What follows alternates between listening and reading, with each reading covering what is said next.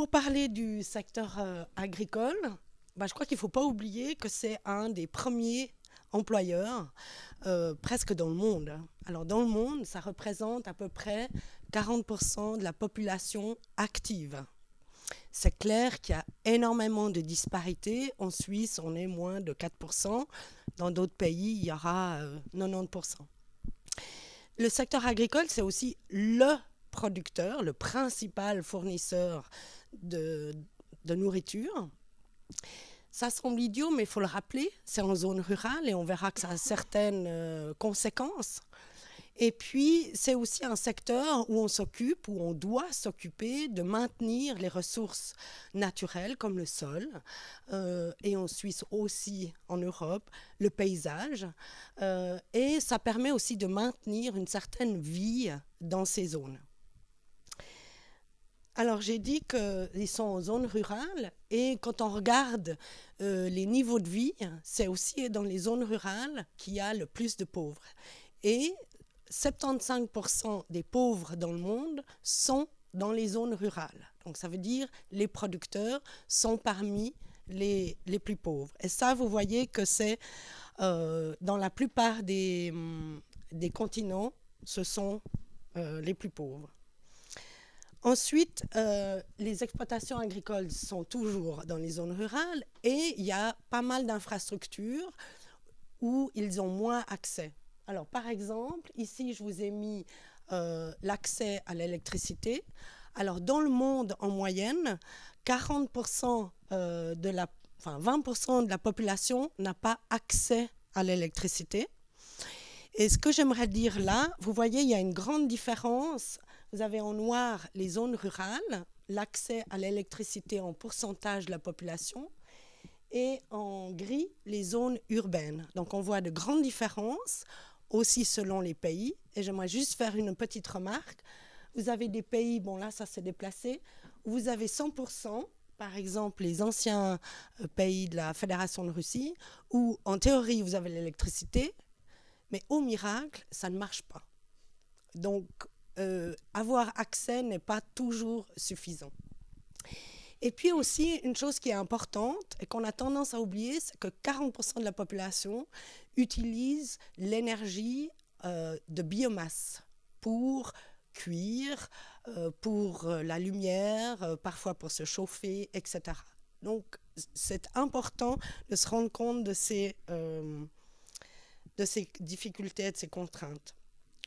Une autre chose, les exploitations agricoles, ici vous avez la surface moyenne des surfaces agricoles par région.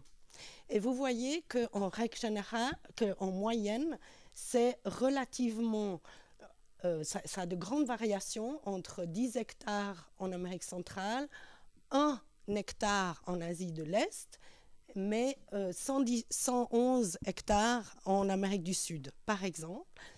Et une autre colonne qui, à mon sens, est aussi très importante, c'est le pourcentage d'exploitations agricoles qui ont des surfaces plus petites que 2 hectares. Donc 2 hectares, en Suisse, il y en a. C'est surtout les viticulteurs, les horticulteurs, les maraîchers. Donc, eux ont des petites surfaces, mais avec forte valeur ajoutée. Mais ce que vous voyez ici, c'est qu'il y a, dans la majorité des continents, la majorité des exploitations agricoles qui sont de petites surfaces. Donc, avec la problématique il faut vivre avec cette surface. Et alors, je me suis permis de mettre un post-it. Un tiers de la population mondiale dépend, en fait, de toutes petites exploitations agricoles pour se nourrir. Les exploitations agricoles par rapport à d'autres business ou d'autres types d'entreprises ont encore d'autres différences. Et une de ces différences, c'est que ce n'est pas juste une exploitation, juste une firme. C'est une exploitation, donc avec des terres, parfois des équipements, parfois peu d'équipements, mais aussi une famille qui travaille sur cette exploitation. C'est-à-dire qu'il y a des échanges. La famille donne du temps, de l'énergie à l'exploitation, et puis l'exploitation nourrit et parfois paye un salaire aux membres de la famille. Donc, particulièrement dans les petites exploitations, ça c'est très important parce qu'en Suisse, souvent, on ne se nourrit pas forcément de son exploitation. On va acheter son lait et ses céréales à l'extérieur et la femme et les enfants ne travaillent pas forcément sur l'exploitation agricole. Ce qui n'est pas le cas dans la grande majorité des petites exploitations dans le monde. Et ça nous permet de mettre en valeur le fait que les femmes, alors selon la comptabilité dans le cadre de l'ONU, mais quand même 43%, les femmes représentent 43% de la population active dans l'agriculture, donc près de la moitié. Ce sont des chiffres, il ne faut pas les prendre en absolu, bien sûr, mais ça montre quand même que les femmes sont bien là. Du fait de cette spécificité des exploitations agricoles, donc le fait qu'il y ait des liens qui soient très forts entre la famille et la firme, fait qu'il y a plusieurs choses. D'abord, il y a plusieurs types d'activités. Vous avez ce qu'on appelle des activités productives. Je vois que mon ancienne étudiante sourit. Donc, des activités qui rapportent soit en nature, soit en argent, parce qu'on va vendre. Alors, c'est quoi? C'est, par exemple, on vend ce qu'on produit. C'est on produit des semences qu'on va réutiliser. Ça, c'est un revenu en nature. La production qu'on consomme, c'est un revenu en nature. Mais on a aussi souvent des activités non agricoles, comme par exemple, peut-être on vend du bois, ou en Suisse, on fait du bûcheronnage, de l'artisanat, où on va travailler en dehors de l'exploitation. Alors en Suisse, ça sera peut-être quelqu'un qui travaille comme comptable à mi-temps, mais dans d'autres pays, il doit peut-être s'émigrer ou va travailler dans une autre exploitation ou d'autres possibilités. Et on a ce qu'on appelle des activités non productives. Ça veut dire que c'est des tâches, des activités qui sont importantes quand même, mais qui, si on veut bien, ne rapportent rien. Alors, par exemple, si on prend particulièrement ici, chercher du bois ou de l'eau pour pouvoir préparer le repas. Ça ne ramène pas de l'argent, mais ça permet de préparer le repas.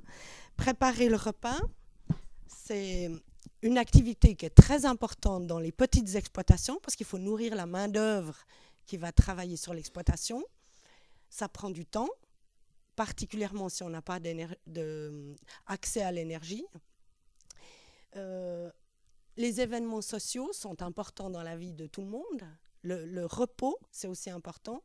Donc ça, c'est des activités qui se font dans le cadre de l'exploitation agricole, des petites où il y a ce lien, la famille et l'exploitation. Il y a aussi une chose importante à se souvenir, c'est que c'est rare que les exploitations agricoles ne vivent que de l'agriculture. Donc, si j'ai mis ces activités qu'on appelle non agricoles, c'est pas pour le plaisir de la théorie, c'est vraiment parce que l'autarcie n'existe pratiquement pas. En tout cas, l'autarcie choisie n'existe pratiquement pas. Bien sûr qu'il y a beaucoup d'exploitations qui produisent et se nourrissent en partie de ce qu'ils produisent, ce qu'on appelle l'autosubsistance. Mais ils ont tous des liens avec le marché et en général tous des activités en dehors de leur exploitation agricole. D'autres spécificités importantes pour l'exploitation agricole, c'est que contrairement aux producteurs de chaussures, le climat est important. Alors, ça fait qu'il y a deux choses. Un, c'est la saisonnalité des activités, du déroulement de ce qui se passe dans l'exploitation. Vous avez dans certaines régions une seule récolte par année, dans d'autres il y en aura peut-être plus, mais ça va avoir beaucoup d'implications, comme par exemple l'accès à l'argent.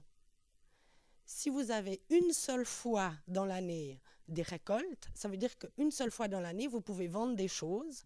Donc, l'accès au cash, il est limité et il y a du cash une fois par année. Et c'est pour ça que dans le monde entier, dans les zones rurales, les impôts se récoltent, se collectent après la récolte. Parce que c'est là où il y a de l'argent. Et puis une autre chose, cette saisonnalité fait en sorte que le besoin en main-d'œuvre varie beaucoup. Parce que pendant qu'il y a des activités dans les champs, il faut du monde. Et puis après, quand c'est fini, il y a besoin de personne.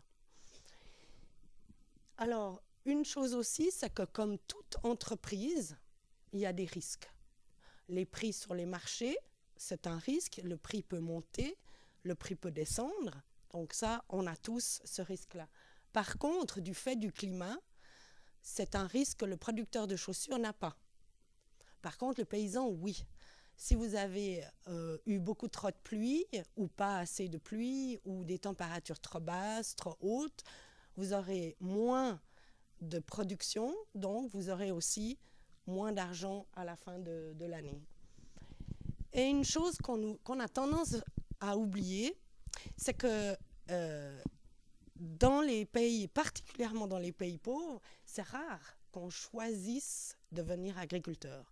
On devient agriculteur parce qu'on est fils d'agriculteur ou fille d'agriculteur, les deux. Donc, on ne choisit pas toujours de faire le métier d'agriculteur. Particulièrement, je dirais, dans les pays pauvres, en Suisse, c'est un peu différent. Et en Suisse, on a des alternatives. Un fils de paysan en Suisse peut, s'il le souhaite, choisir une autre vocation. Les alternatives dans certaines régions du monde sont parfois très limitées. Et une chose où je me bats beaucoup, c'est que dans les zones rurales, et particulièrement dans les pays pauvres, rares sont les apprentissages ou les écoles d'agriculture pour les paysans. Donc souvent, c'est des gens qui ont moins accès à l'éducation, mais en plus, il y a peu d'accès pour une formation professionnelle dans l'agriculture.